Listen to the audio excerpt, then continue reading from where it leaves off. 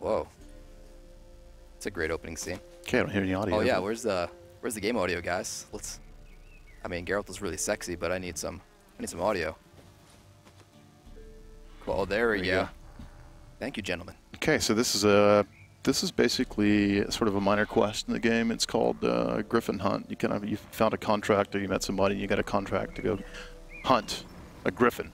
In fact, and it's Griffin, so it's kind of a normal monster type griffin. There's like more kind of different kinds of griffins as well. So I see a lot of the old signs for his powers are back, right? Yeah, he's got all the same powers back. The powers are basically the same signs, but they're more. You can level them up, and there are alternate signs now for each power type. So, and most of the alternates are kind of area of effect powers, and of course they get more and more powerful through the game if you build that side of your character up. Very cool. And before we started, you were talking a little bit about the crafting. So now that he's on this hunt, so we're in an open world right now, and this is not the main story. This is a side quest that we're doing, right? Yeah. So we're hunting this griffin, and we're using this Witcher senses a lot. And so Witcher senses are kind of cool. It's like you go into this mode and you can see sound clues. So if you have a little sound clue in red, you know that's going to be an opponent. And you can see blood trails and things like that. And in the lore, the Witchers had these sort of extra sort of abilities, these sort of stronger senses and perceptions, and they can see things better in the world than most common men. And that's because they're basically mutated from birth. They're humans, kind of mutated from birth to be monster hunters. So they get all these skills and these magical abilities just to be able to kill monsters as contracts with people. So they go around killing monsters for money. Can you tell us a little bit more about just like the lore of The Witcher? So this is the third game in the series. I mean, what's kind of like gist of it? Like, what's the story so far for this man? So this is Geralt of Rivia, and so there's these Witchers are a cast of these monster killers, and by this age, by this period, they're kind of dying off, and he's one of the last ones. But he's supposed to be, the most badass of all of them, basically. So it's about him and his story. The last of the badasses. Pretty much. There's more Witchers that are going to show up in this game, but he's renowned to be the sort of the toughest and best of them. So who are we running into right now? Are these bandits or? So this is kind of a random combat encounter, and you were chasing that griffin, but along the way you run into these guys they're attacking a merchant, and they're getting ready to attack this hut. This hut is where an herbalist lives. So you can choose to go in and you can fight these guys and take them down, which is what we're trying to do here. Now this is some pretty slick combat. It's almost like we have a pro gamer doing this gameplay for us. Yeah, it's Luke Mack. He's a pro gamer, pro Counter-Strike gamer, and champion, right? World champion Counter-Strike player, and he's one of our gameplay analysts at the studio, and so we want somebody to actually play demos for us. We get Lucas because we know he's going to kick everybody's ass. So I need Lucas to decapitate this guy right now, or like chop off an arm or a leg. Come on, Lucas, I believe in you. He's got to set it up for the decap. Let's see if he can pull it off. Might just kill him. There we go. It's all right. Just finish him if you need to. Oh. Yeah. Get him. So there, he stunned him. Ah. Up, and he killed him with a bow. Oh, is he still crawling away? No decap I like that. there. I love how they just don't fall to the ground. They're just like trying to crawl away for their lives. And oh, is he still alive? That's awesome. You can come out. So this is like storytelling here. You kind of break when you have a sequence like this. You break it to a dialogue sequence, and then you get lots of choices for dialogue, and that, depending on how you choose things, it can unlock other kinds of quests in the game.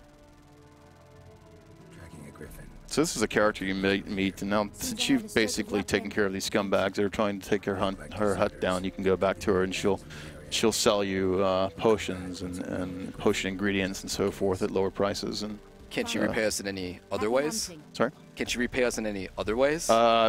Maybe. I'm just referring to, I guess in previous games, Geralt had a reputation for being very fond of the ladies. Is there yeah, still the ladies that are usually more fond of Geralt, so it doesn't have any problem at all getting women somehow. And yeah, there's gonna be sex sequences in the game, but tasteful. Tasteful, of course. Yeah, of course. That's the only way Geralt knows how to do it. Yeah, we're trying to do mature storytelling, and when you're grown up, you have sex, so that's something that just makes the world more believable, more real for us. Right. It's about respecting the gamers too, right? So we're still on the hunt for this griffin, right? Yeah, this is kind of a cool area. It shows you how big the world is when you get up to this vista. And everything you can see in the world, you can actually travel to, and you can go on foot. And in The Witcher 3, we introduce mounted riding, so horseback riding, and there's also going to be mounted combat. So you can use sword, you can fight sword from horse, and you can use that crossbow that we've added to the game also from horseback. So let's go into the weapons. On his back, I see, you know, his two swords. So he has like the silver sword and his like regular sword. Yeah, and so he's got something new, right? So right here he pulls out still sword. And this is sort of the final sort of combat encounter with this griffin, if you can kill him. So Lucas is basically trying to take him down. Yeah, Lucas. Show him his boss.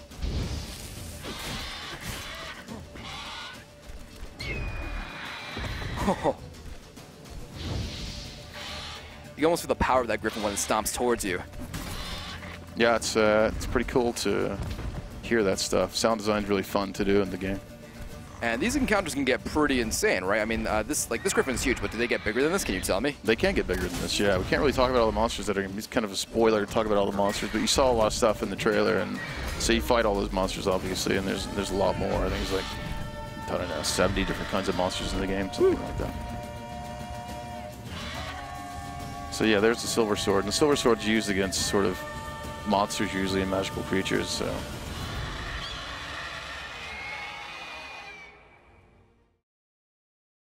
There we are, joining the adventure. Many of you might already be familiar with him. This is Geralt of Rivia, our main protagonist. He's a witcher, one of a dying caste. He's a trained monster slayer. As John mentioned before, he's back from a hunt. He's carrying a mighty trophy on the left of the saddle. So we saw that from the trailer yesterday, or from the demo. Exactly. So we are taking that to Novigrad. At this point, players are several hours into the game, so they'll be mostly familiar with how the game handles. And again, as we mentioned, we're closing in on the city of Novigrad, the biggest city in the world of The Witcher 3. We're going to meet a man called Dijkstra. He used to be the head of Redanian intelligence. Now he's a spy and a very powerful mobster. We got a bunch of things to talk about here. Like, if we get close, there's several thousand inhabitants in the city, buildings made of bricks, paved city streets, warehouses, all desirable guilds and artisans, banks, the breathtaking Temple Isle, inns, brothels, and the largest seaport in the north. This is Novigrad. It's a living, breathing ecosystem of the several thousand people living in its corners. Everyone in the city, thugs, beggars, lords and loiterers and peasants have their day and time activities, and they make all four districts of the city a unique and characteristic place, worlds within a world to explore. And of course, this is a place which is ripe with quests. And you should be careful, of course, and pay attention to what you pick, because if you pick a quest, another might perish. Your actions and choices have a great effect on the course of the adventure you're taking. But if we were to talk about all the Cloak and Dagger gameplay the city has to offer, we would be sitting here like all day long. For example, if you look to the other side of the canal, there's that small fish market there, and of course, you can get fish there. But if you meet the right people and if you pay the right prices, you can get some real nice, juicy contraband armor, weapons, and secret ingredients that will aid you in your adventure. So we're going to continue now. Try not to hit the passers-by on the street. I love the way his hair bounces. That's a really nice detail. Really nice. We pay a lot of attention to all the composition. Our team is like a constant lookout for where to place things, big trees, buildings, and whatever, so there's never a point in the game with a bad point of view. All right, so we're getting close to the spot where we are supposed to talk with Dijkstra. Like, he was the one who ordered the griffin to be slain, and we have obviously delivered our part of the deal. Now it's his time to pay us with information. This is a brothel. Oh yeah. There are many more like it in the city. There's an entire district for them. I'm worried that we left our griffin head back there. Is someone going to steal it? No. Okay. We are formidable. No one dare steal from Geralt. Gotcha. There's our guy. Cutscene. Greetings, Dijkstra. How's your health? You're late. Fulfilling my end of the bargain. Brought you the hand, just like you wanted. It's up to us, son. So you're on main storyline here, and so the game is like 50 hours. Main storyline, 50 hours of open world. And so it's, this is right on the main storyline path. We can't give away too much, but at least it's kind of like a preview of what you're gonna, the kind of like storytelling you're going to see on the main story in the main story path. There in the company of a creature that goes by the name of Johnny.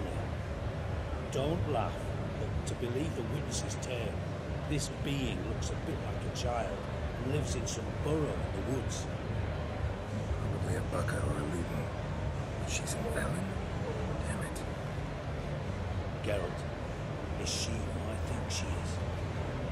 Thanks, Dijkstra. That was going well spent. Nice talking to you. The time I was on my way. All right, so we got a bit more information about the person Geralt is looking for. She's looking for a certain ashen-haired girl. This information alone is probably strong enough to get all fans like crazy about the new information we can get in the game. All right, so since we have a limited time here at the IGN stage, we're very close to conclude our little demonstration here, and we're gonna say goodbye to the city with a nice view from that bridge over there. So again, the city is huge. We got 4 districts. With unique characteristics: the rich district, the poor district, the harbor district, of course, and a district that's going to be pretty popular, the brothel district. All right, so this is the outskirts.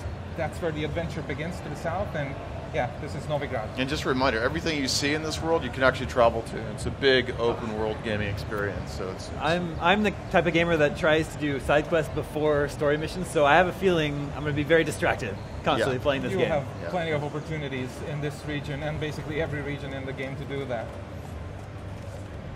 Awesome, Okay. it looks beautiful. Does that wrap up the demo part? That's the demo part. So let's Exactly. maybe shift The to the other rest- thing. Yeah. The rest you will see in the full game. Wow, it looks amazing. Out February 25th, 2015, is that correct? February 25th. Sorry, 25th, yeah. All right, we're already there. So it's going to be a small snippet of the demo we are presenting over at the business booth. We're in no man's land. It's a huge region of our game, and we're right in the middle of the adventure. We got some information from a guy called Dijkstra that Geralt is looking for a certain person, an ashen-haired girl. I think it's pretty safe to talk about her. There's Ciri. And we're looking for a small childlike creature in the swamps, so we are going to use our Witcher senses to look for traces, possible traces of this small creature. Since Geralt is a Witcher, he has these enhanced senses that enhance both audible and visible clues, so we can look for all sorts of things leading to any prey Geralt might have. And here we have stumbled upon some smallish footprints, so we're going to follow them. So we're showing off our water physics a lot, and our sort of water particle All right, system. in a while, yes. And we're going to be showing off our combat a lot in this sequence.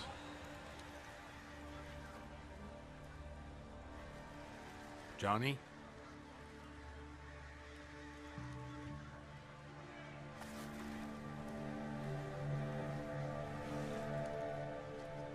Don't be afraid.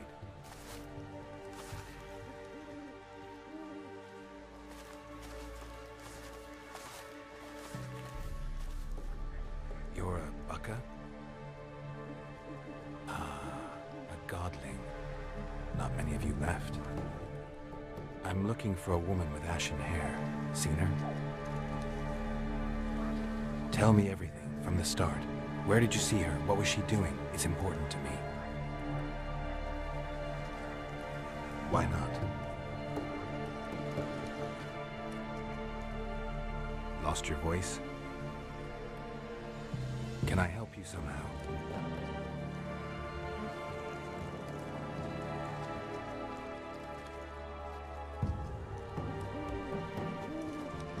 Can't understand you. Try to explain it somehow.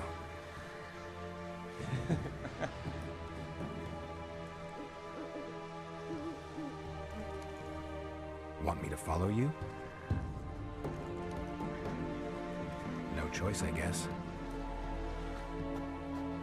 All right, so Johnny apparently wants us to help him regain his voice, and since it's information we're looking for, it makes a lot of sense to follow him. So let's follow wherever he's taking us through the swamps. It's a really nice place. All sorts of points of interest. You also All right. mentioned we're on the main storyline here. Exactly, all right. We've seemed to stumbled upon some wildlife. Yep. We're gonna use some signs to I find recognize them. these guys. These are drowners. Yeah. Whenever a nearby village or city guards want to get rid of bodies, they mostly dump them in the swamps. It's the easiest way to get rid of them. And some of these bodies come back as these vile creatures, again called drowners. They pester travelers and adventurers like us, but we came prepared, as you saw. All right, so let's follow Johnny a little bit further. We're going to see some really interesting things here. I think you saw some cutting limbs there, so we implemented a new sort of full dismemberment system in the game, so you can cut everything up, basically. People seem to like that a lot. This the place? Let me look around.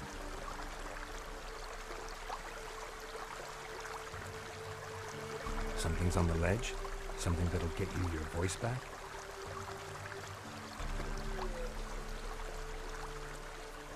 Guess I gotta make this climb.